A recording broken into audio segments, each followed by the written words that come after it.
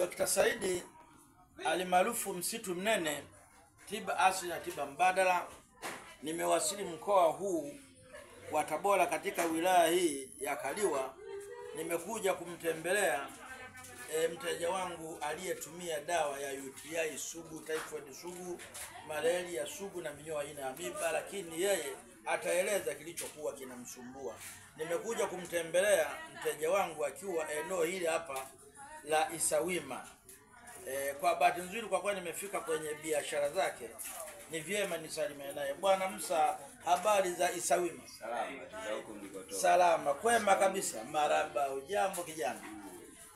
Kuna siku ulitumia dawa za kwangu za kutibu UTI, typhoid na malaria. Ulitumia? Ndio, kama ilivyo. Maana nilienda kuchukua vipimo kwenye maabara moja hapa Isawima. Na nikaambiwa kama nina shida ya typhoid sugu. Ndio. Baada ya kupewa vipimo, ndio niliamua nitumie, kuna dawa moja niliambiwa ya sindano. Ndio. Kwa niliambiwa nipewa kama ni kama sindano 7 hivi. Ndio. Lakini kuna kijana mmoja alipita hapa ana ndevu hivi. Ndio. Alikuwa anazo zile dawa zako. Ndio. Igangula si ni Igangula.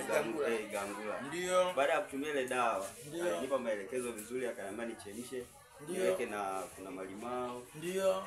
Nikatumia ile dawa. Baada ya kutumia ile dawa, hali yangu ilikaa safi kabisa na sijaona shida yoyote tena mpaka leo. Basi ndugu yangu Musa, yule unasema mwenye kidevu ni wasambazaji wa kwangu, yule ni kijana wangu anaitwa Bakari. Kwa hiyo shughuli hizi za tiba mbadala, ndugu zangu watazamaji wa nchi yetu ya Tanzania na ngambo ya nchi, dawa zipo. Kwa hiyo kwa mtu yoyote anayehitaji atumie mawasiliano yafuatayo kunipata mimi kusudi aendelee kupata hizo dawa. Atumie namba ya simu 07158331. Nairudia 07158331. Namba nyingine ni 0754648598. Nairudia 0754648598. Ndugu yangu Bwana Musa Bwana Musa Sharari, yeye ni mfanyabiashara hapa. Ana duka lake lililojulikana kwa jina la Kaloga.